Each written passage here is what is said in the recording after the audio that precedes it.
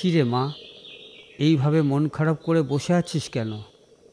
না কাকাবাবু, এমনি। কাকাবাবু বসেন। জোনাকি মা কোথায়? ও ভেতরে শুয়ে আছে কাকাবাবু। শোন, আর একটু ধৈর্য ধরিস। আমি তোকে বলছি, সোমনাথ একদিন ঠিক হয়ে যাবে। ও তো এমনটা কোনোদিন ছিল না।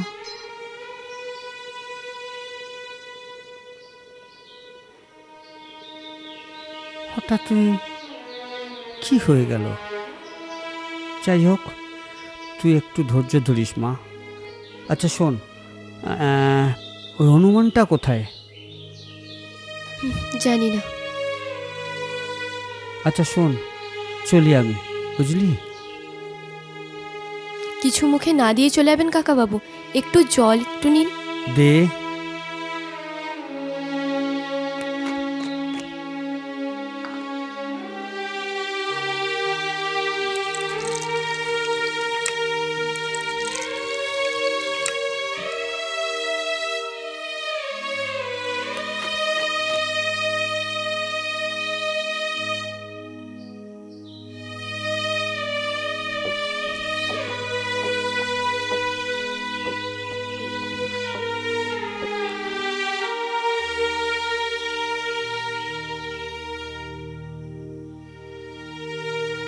আচ্ছা মা, চলি এবার, সাবধানে থাকিস।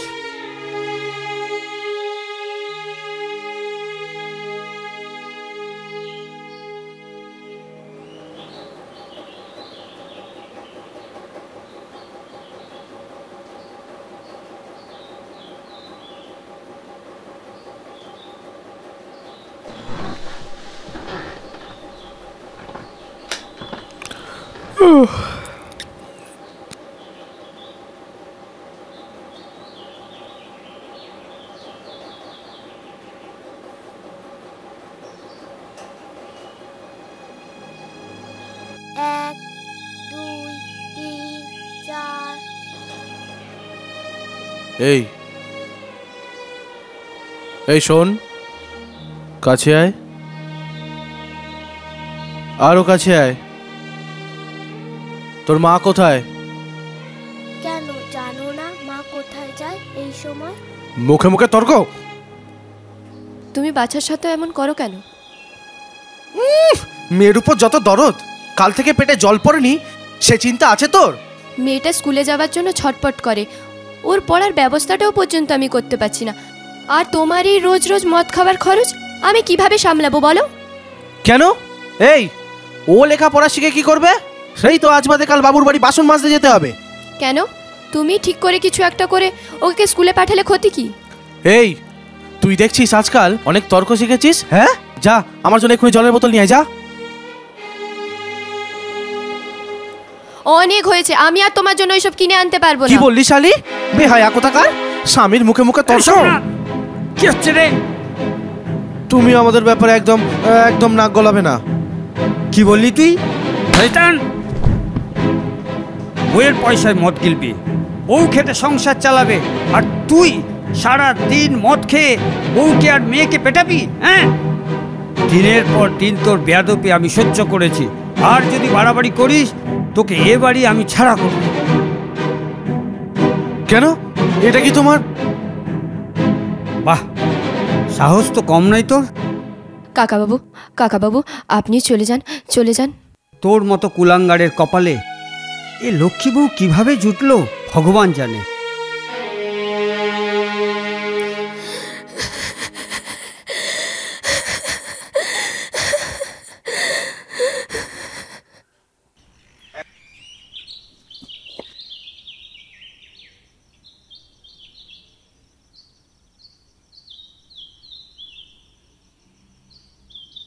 মা, একটা কথা বলবো? হ্যাঁ বল, কি বলবি? আমাদের বাড়ির সামনে একটা স্কুল আছে, তোমরা দেখতে পাও? হ্যাঁ, কেন দেখতে পাবো না? সেই স্কুলে অনেক ছেলে মেয়ে পড়তে আসে, সেটাও দেখতে পাও? হ্যাঁ রে বাবা, হ্যাঁ সেটাও দেখতে পাই। ওরা স্কুলে কি করতে যায় মা? ওরা স্কুলে লেখাপড়া শিখতে যায়। লেখাপড়া কেন শেখে মা ওরা?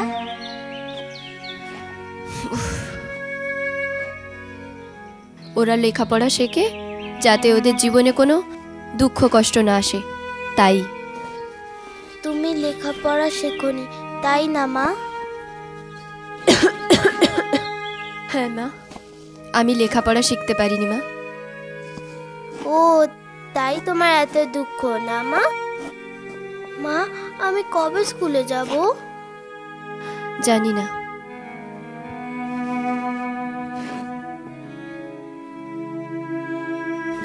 আচ্ছা মা, বাবা সব সময় এত মারে আর বকে কেন তোমায়? এটাই আমার কপাল, তুই বুঝবি না। কপালের দোষ দাও কেন মা? তুমি লেখাপড়া শেখোনি তাই তোমার এত দুঃখ, ব্যাস এটা বললেই তো হয়। হ্যাঁ রে, হবে বোধহয়। বারে, এই তো তুমি বললে লেখাপড়া শিখলে জীবনে কোনো দুঃখ আসে না, আর এখন বলছো হবে বোধহয়। যা ওপরে যা। এই মেয়েকে কি শেখাচ্ছিলিস? হ্যাঁ, গুজুর গুজুর করে। ক্লাসটা দে।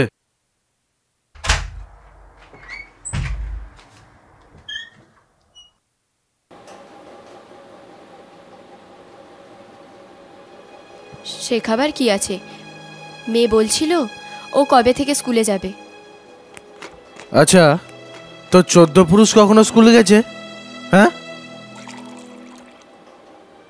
আমার তো 14 পুরুষ কখনো স্কুলই দেখেনি। মেয়েটা লেখাপড়া করতে চায়, তুমি এসব না গিললেই তো ওকে আমি লেখাপড়া করাতে পারি। লেখাপড়া শিখে কে কি করতে পেরেছে রে? দে জল দে। আজকাল দেখছি তুই অনেক জ্ঞানের কথা বলছিস। হ্যাঁ রে মাগি, কে শেখারে তোকে এইসব অলক্ষণে কথাবার্তা? বাবা, তুমি আর এসব খাবে না বাবা। যা বাইরে যা, বড়দের মাঝখানে একদম আসবি না। বাইরে যা। এই, তুই এখনো ভদ্রতা শেখাসনি? হ্যাঁ, কিভাবে বাবার সাথে কথা বলতে হয়? চল বাইরে চল, চল।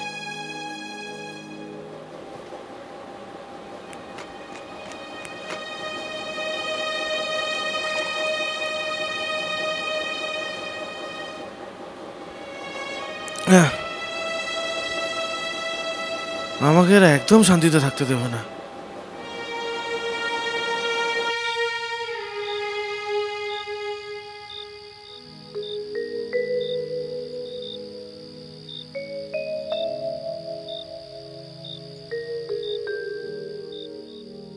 এ লক্ষ্মী, লক্ষ্মী, এ লক্ষ্মী, একটু কাছে আয় না।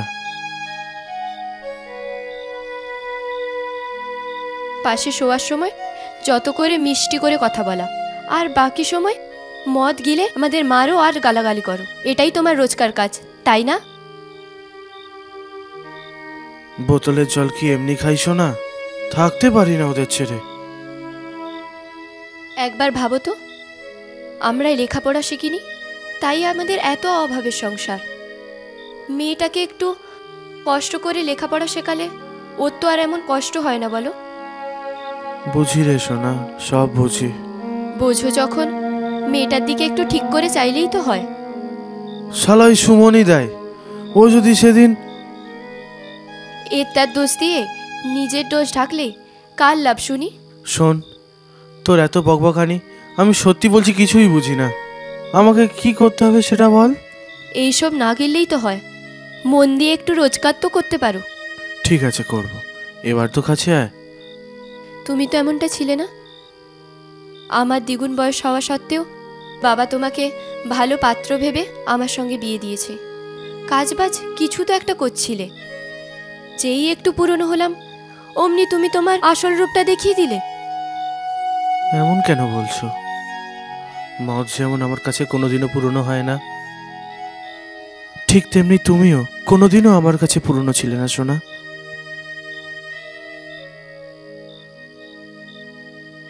নে, তুই আবার উঠলি কেন?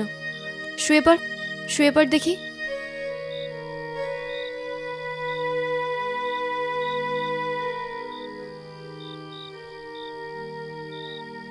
একমাত্র মেয়ে আমাদের, আমার কোনো স্বপ্ন নেই।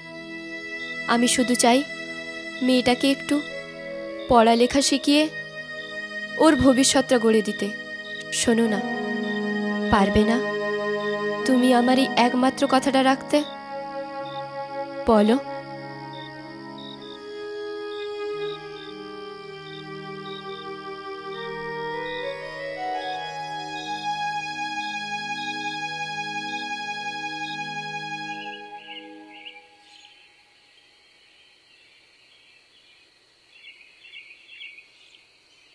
সেদিন জোনাকি বলছিল না অনেকদিন ধরে মাংস খায়নি, তাই ওর জন্য একটু বাজার দিয়ে মাংস নিয়ে এলাম। আচ্ছা, ওকে তো ঠিক দেখতে পাচ্ছি না, ও কোথায়? ও শিখা কাকির বাড়ি গেছে।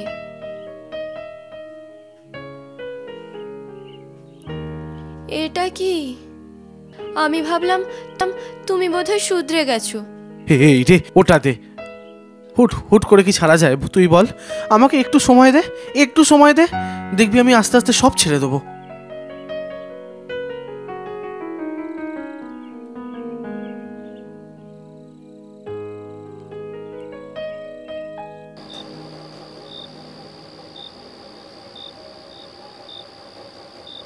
কি গো, কি ভাবছো?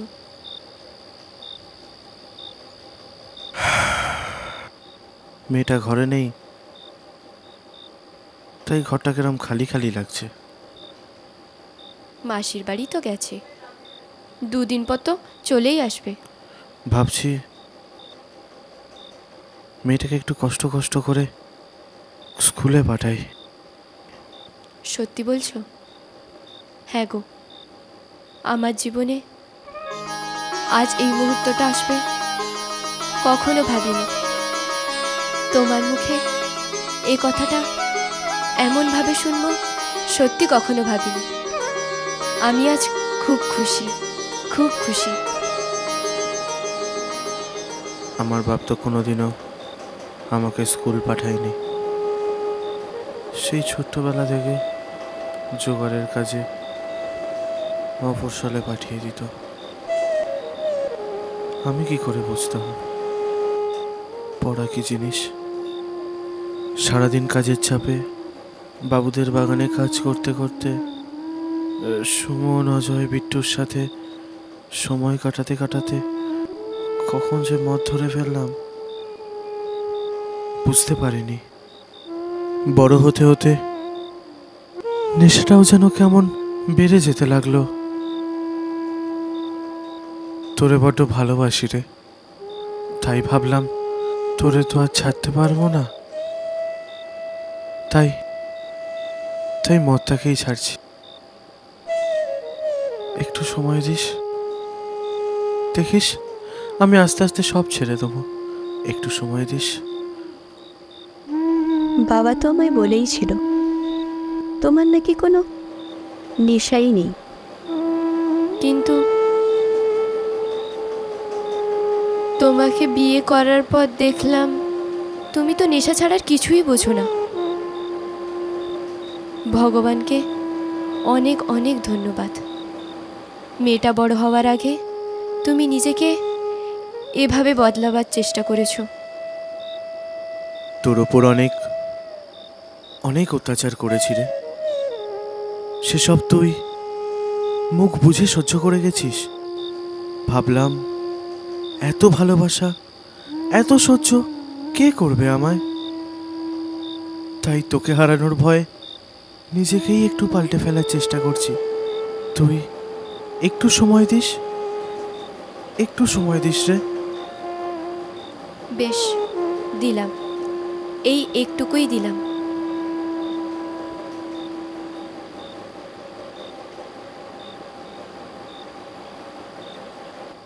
এই শোনো না, রানীবালা স্কুলে বাচ্চাদের ভর্তি নিচ্ছে। তুমি কাল কাকাবাবুকে নিয়ে একটু হেডমাস্টার মশাইয়ের সঙ্গে কথা বলে এসো না। না না, আমি গিয়ে কি করব?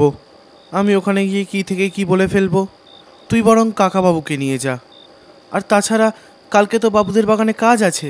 ঠিক আছে, ওই বেলার দিকে কাকাবাবুকে নিয়ে যাব আর কি। নাও, অনেক রাত হয়েছে, ঘুমিয়ে পড়ো। উফ।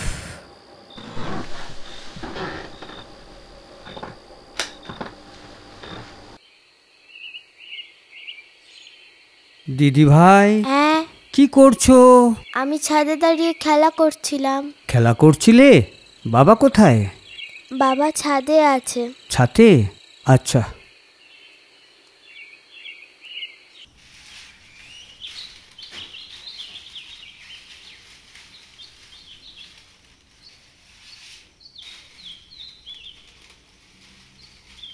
এই যে তুই সংসারে মন দেওয়া শুরু করেছিস, কার লাভ বল? হ্যাঁ, কিছুদিন আগে অবধি লক্ষ্মী মাকে দেখে ভীষণ কষ্ট হতো, আর আজ দেখ মেয়েটিকে বেশ সতেজ লাগে। এই তো মা লক্ষ্মী এসে গেছে।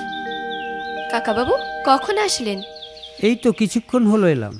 আপনি একটু থাকেন, আমি চা নিয়ে আসি।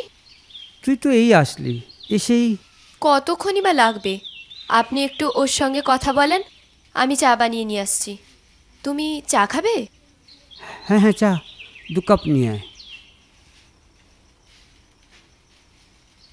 শোন, সেদিন যে তোকে গালাগাল দিয়েছিলাম না, তোর ভালোর জন্য, বুঝলি? বেশ ভালো লাগছে আজ তোর মধ্যে আজ এই পরিবর্তন দেখে।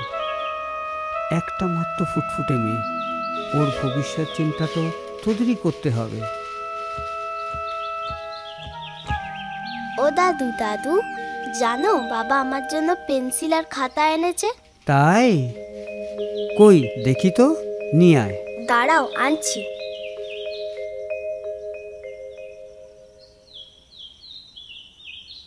মেয়েটা কি আপনাকে জ্বালাচ্ছে কাকাবাবু? না না, ও বলছিল যে সোমনাথ ওর জন্য খাতা পেন্সিল এনেছে, ওটাই দেখাতে চায়। এই দেখো দাদু, 2টো পেন আর কত মোটা খাতা। আমি এর মধ্যে অনেক কিছু লিখবো। কিন্তু দিদি ভাই, তুমি যে লিখবে, কি লিখবে? তুমি কি পড়াশোনা শুরু করেছো? কিন্তু তোমাকে স্কুলে যেতে হবে, আর সেখানেই তুমি আস্তে আস্তে সব শিখবে। আচ্ছা শোন, তুই এখন খেলতে যা, পরে এসব নিয়ে কথা হবে, যা।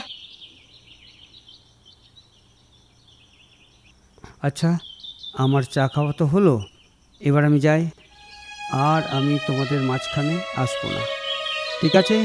ভালো থেকো।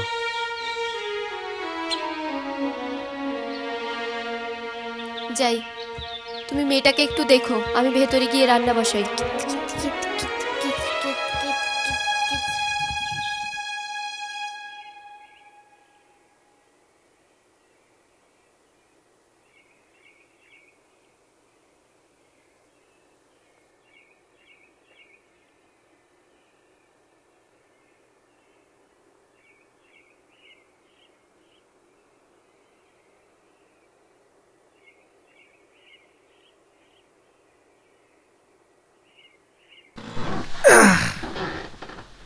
তোমাকে আজ খুব বেশি ক্লান্ত দেখাচ্ছে যে, খুব কি খাটনি হয়েছে?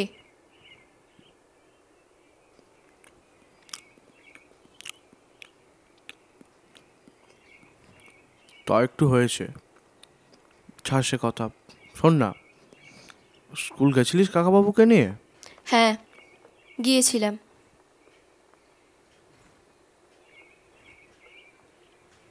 কি হলো সেটা বল।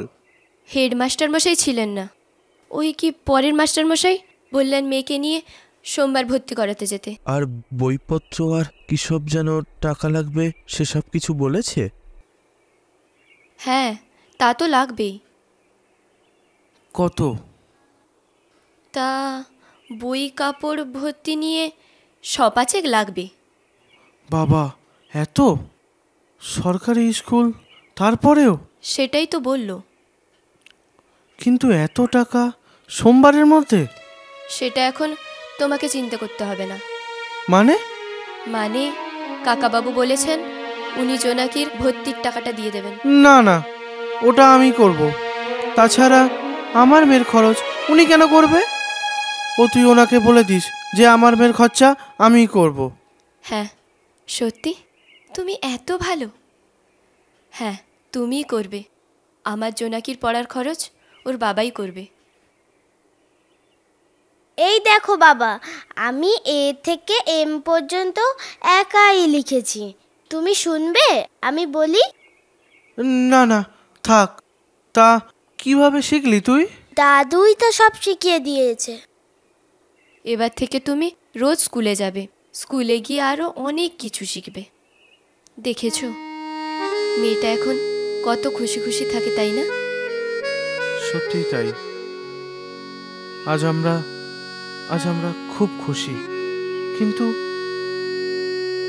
কিন্তু দুদিন আগে এসবের কিছুই বুঝতাম না আমি। তুমি ঠিক সময় নিজেকে বদলাবার চেষ্টা করেছো, তাতেই সব কিছু বদলে গেছে। বাবা, মা, আই লাভ ইউ বোথ। মানে আমি তোমাদের অনেক ভালোবাসি।